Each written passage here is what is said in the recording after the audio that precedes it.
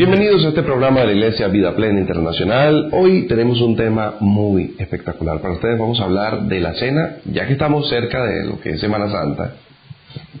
Ya quiero comenzar definiendo estos temas que son muy comunes, ¿no?, entre la gente. Y la gente pregunta, ¿qué es la cena? ¿Por qué la Iglesia no hace la Pascua? ¿Por qué? ¿Qué diferencia entre la Pascua y la cena?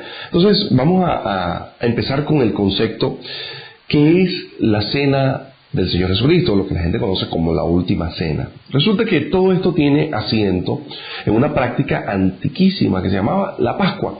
La Pascua se da en un momento donde el pueblo de Israel estaba cautivo en Egipto, 400 años de estancia en Egipto aproximadamente, 430 años, y sucede algo poderosísimo, y es que en cierto punto la mano del faraón se volvió, en cuanto a la esclavitud, muy fuerte, muy pesada.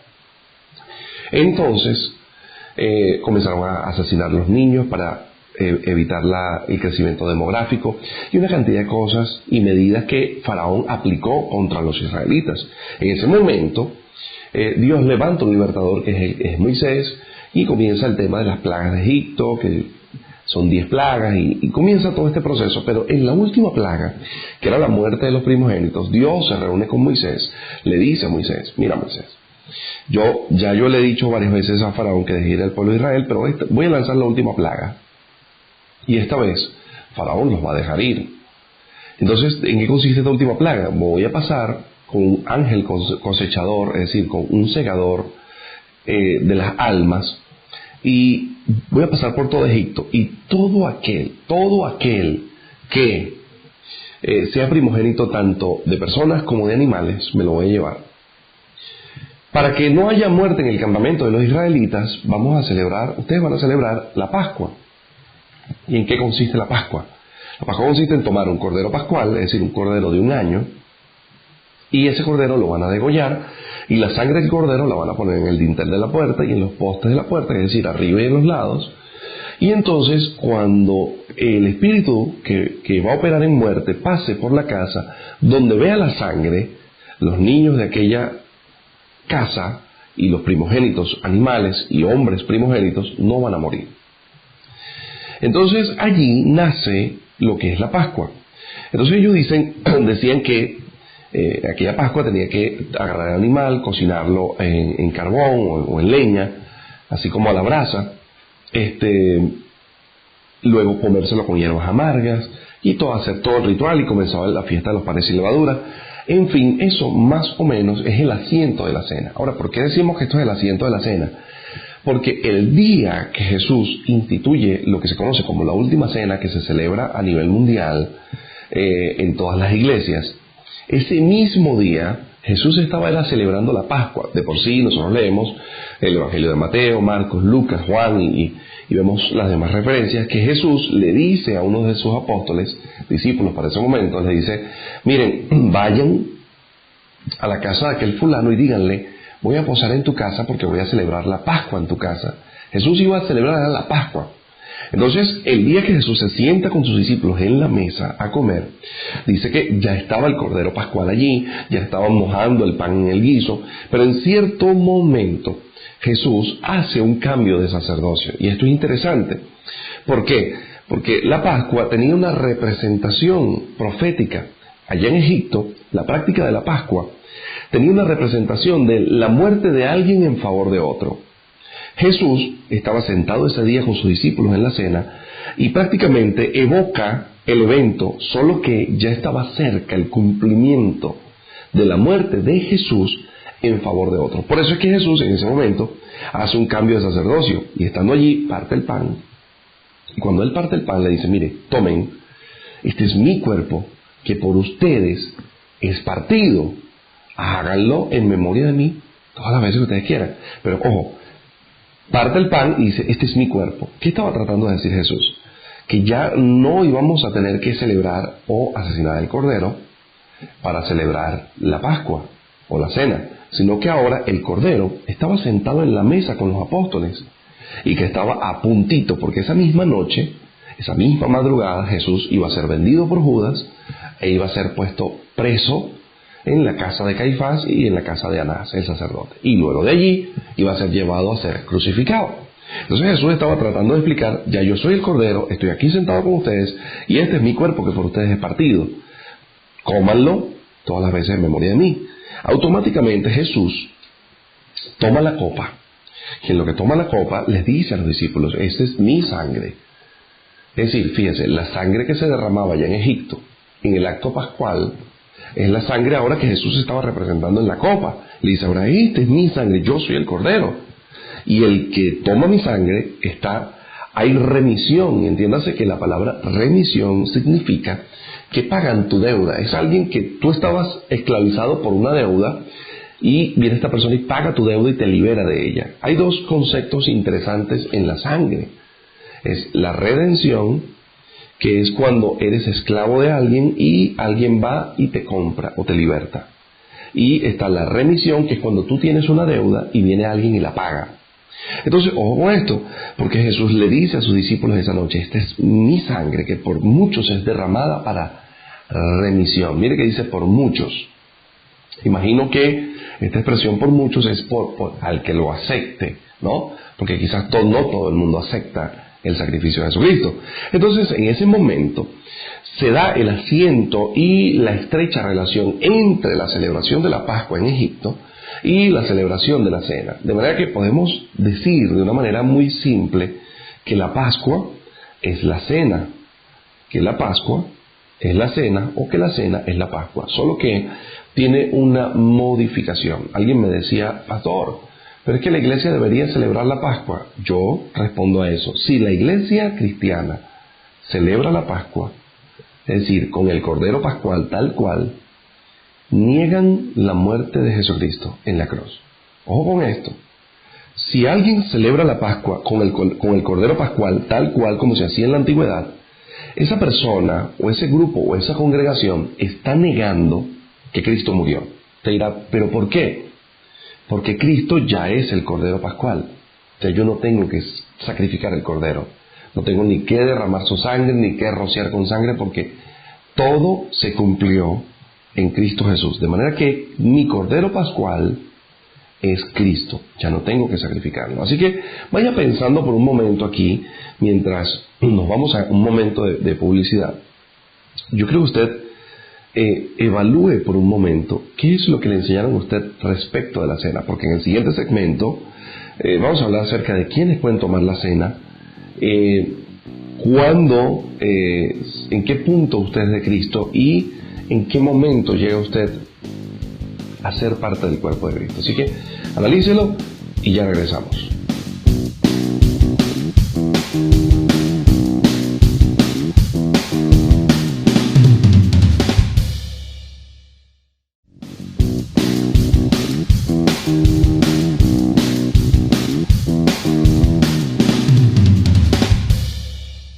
Continuamos en este programa de la Iglesia Vida Plena Internacional. Muchísimas gracias por estar aquí. Y bueno, quedamos en el segmento anterior en la definición de lo que era la cena y ahora quiero ahondar en quiénes pueden tomar la cena. Yo quiero que usted haga un análisis conmigo un momento. En la antigüedad, tanto los adultos como los niños celebraron la Pascua. Es decir, cuando Dios habla con Moisés y le dice, voy a enviar un espíritu, casa por casa, en los egipcios, donde no vea la sangre, me llevo al primogénito, tanto de bestia como animal, y celebrarás la Pascua, y dice claramente, tú y tus hijos contigo. Es decir, el inicio de la Pascua fue practicado no solamente por los padres de la familia, sino también estaba incluido el extranjero circuncidado, estaban incluidas las personas invitadas, estaban incluidos otro tipo de familiares que no eran del núcleo directo consanguíneo. Entonces, automáticamente cualquier persona que estuviera circuncidada y que estuviese en esa casa ese día podía practicar la Pascua tranquilamente, y estaban incluidos los niños. Los niños también comían la Pascua. ¿A dónde quiero llegar con esto? Que la iglesia ha mal enseñado por mucho tiempo que nuestros hijos no pueden tomar la cena en nuestras iglesias. Y creo que esto tiene asiento en una muy mala formación protestantista. Ojo con esto, porque si los niños de los israelitas participaron de la Pascua, ¿por qué los hijos de los cristianos no participan de la cena? El apóstol Pablo nos explica un poco más con detalle la situación de nuestros hijos. Dice la epístola a los Corintios, una de las partes donde Pablo está hablando acerca de cuando un hombre no es creyente y la mujer sí es creyente de Cristo. Y dice, si el hombre es creyente y la mujer no, la mujer es santificada en el hombre, de manera que los hijos son santos. Y después dice, en todo el sentido contrario, dice, y si la mujer es creyente y el marido no es creyente, el hombre es santificado en la mujer. Es decir, el espíritu de santidad que está en la mujer santifica al hombre, de manera que los hijos que nacen son santos. Y el apóstol dice, de otra manera, nuestros hijos serían inmundos, dice, pero nuestros hijos son santos. Santo quiere decir apartado. Es como que si yo tome esta taza y diga, es mía. Lo que Dios aparta es algo que, yo lo voy a explicar, es algo que le pertenece. Yo lo voy a explicar así en una forma muy sencilla. Vamos a hablar, por ejemplo, del caso de Estados Unidos. Usted es venezolano, su esposa es venezolana, viajan cuando ella está embarazada, tiene 8 meses, se van a Estados Unidos. Por allá ocurre un problema, no pudieron regresarse en la fecha que tenían que regresarse, se le adelantó el parto. Y el niño o la niña nace en Estados Unidos. La pregunta es, ¿el niño es venezolano por los padres o el niño es estadounidense por nacimiento? Y escuche esto porque es interesantísimo lo que le voy a decir. El niño, por haber nacido en Estados Unidos, así sea de padres venezolanos, el niño es estadounidense. Pasa con Venezuela. Pueden ser colombianos los que estén aquí, pero si el niño nace dentro del territorio venezolano, el niño es venezolano de padres colombianos. Algo así ocurre en el reino. Cuando uno de los padres pertenece a la patria celestial y el niño nace de ese padre, ¿sí? Nace de esa, es engendrado por ese padre, nace de esa madre, indistintamente si es el padre o la madre, inmediatamente el niño pertenece a la patria celestial por nacimiento. Entonces, ¿quiénes pueden tomar la cena del Señor? Todos aquellos que creen en Cristo Jesús como su único Señor, que no tienen otra deidad u otra creencia mezclada a Cristo Jesús, y los hijos de estos creyentes pueden participar de la cena del Señor. ¿Qué es lo bonito de que los niños participen de esto? Bueno, que desde pequeños se les enseña el principio de la muerte de Jesús y el principio del perdón de Jesús sobre su vida, pero más de esto, el principio de que somos un solo cuerpo. Ahora, ojo con esto, interesantísimo, porque cuando mis hijos reciben la cena del Señor, de una forma profética, así como ocurrió en Egipto, donde la Pascua estaba representando la muerte de Cristo en la cruz, así, cuando mis hijos participan de la cena, hay una representación de la muerte de Cristo sobre mis hijos. De manera que la muerte, así como en Egipto, cuando pasaba por las casas de las personas y veía la sangre en las casas, el espíritu de muerte no entraba para llevarse a los primogénitos. Así, cuando la muerte venga a buscar a mis hijos, va a pasar de largo porque la sangre de Cristo va a estar sobre la vida de mis hijos. Ojo con esto. Entonces, ¿en qué punto? Preguntará alguien que esté viendo la televisión a esta hora y dirá, ¿pero en qué punto, pastor o apóstol, soy yo de Cristo? Yo le voy a decir algo. La Biblia, mi Biblia, dice, en el libro de Efesios, o en la epístola de Efesios, dice que habiendo oído el Evangelio de la verdad y habiendo creído en él, fuiste sellado con el Espíritu Santo. En el momento de creer, en el momento que tú dices, yo acepto a Jesús como mi Salvador, en ese preciso momento, usted es de Cristo. La pregunta entonces que se hacen las personas es, ¿tengo que estar bautizado por la iglesia para poder tomar la cena del Señor? La respuesta es no. ¿Ok? Usted puede tomar la cena del Señor si ya usted es creyente de Cristo. Entonces preguntará a alguien, pero entonces ¿para qué tengo que bautizarme? Y yo le respondo, el bautismo es un acto de legalidad en el reino.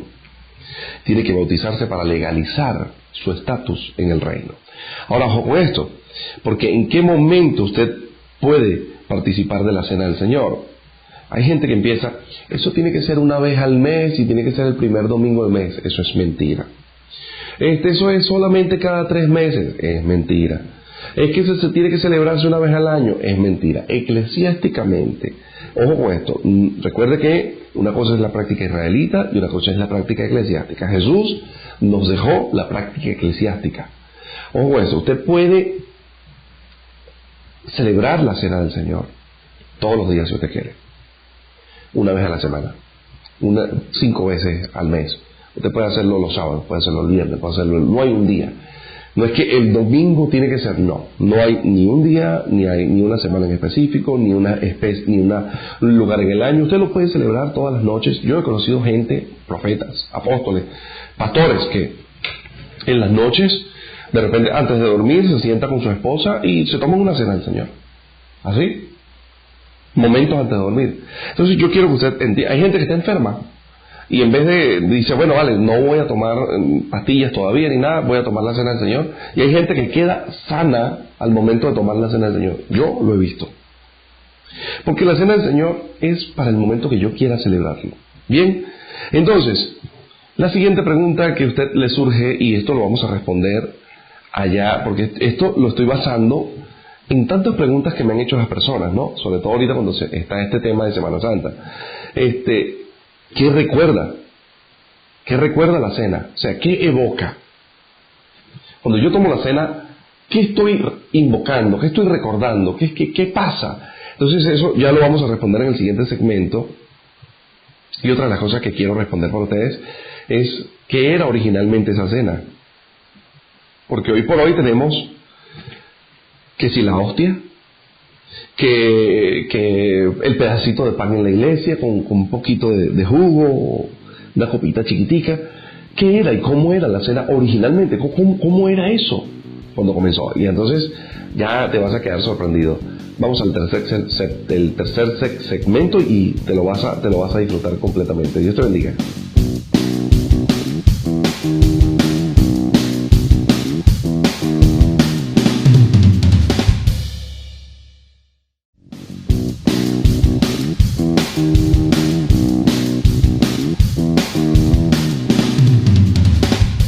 Continuamos en este programa de la Iglesia Vida Plena Internacional y estamos hablando acerca de la cena, y en estos tiempos donde la gente empieza que la Semana Santa, que para mí todas las semanas son santas, ¿ok?